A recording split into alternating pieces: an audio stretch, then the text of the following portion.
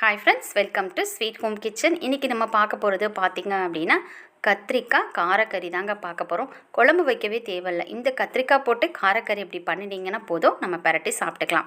First பார்த்திங்க அப்படின்னா 1/2 spoon அளவுக்கு மிளகு, ஜீரகம் இது ரெண்டையும் நல்லா நைஸாக மிக்ஸி ஜாரில் அரைச்சி எடுத்துக்கோங்க. அதுக்கப்புறம் சின்ன வெங்காயம், பூண்டு. சின்ன வெங்காயம் ஒரு 7 8 அப்படின்னா பூண்டு வந்து ஒரு 4 பல் 5 பல் எடுத்துக்கோங்க.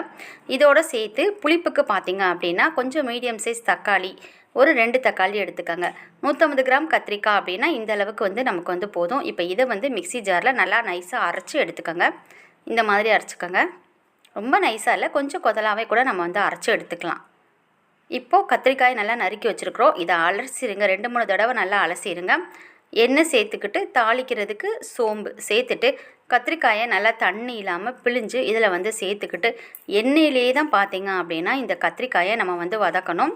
எண்ணெய் கத்திரிக்காய்க்கு எப்படி நம்ம வந்து கத்திரிக்காய் சுருளும் போது வதக்குறோமோ அதே போல் சுருள இந்த கத்திரிக்காயை நல்லா நீங்கள் வந்து வதக்கிடுங்க.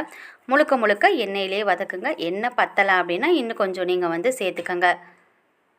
இது தண்ணியில் வெந்து வர டேஸ்ட்டை விட இந்த மாதிரி எண்ணெயில் வந்து டேஸ்ட்டு ரொம்ப நல்லாயிருக்கும். இப்போது நம்ம அரைச்சி வச்சுருக்கிறத இதில் வந்து சேர்த்துக்கங்க. சேர்த்துட்டு நல்லா மிக்ஸ் பண்ணி விட்ருங்க. ஏற்கனவே நம்ம வந்து கத்திரிக்காய் நல்லாவே நமக்கு வந்து வெந்திருக்கும்.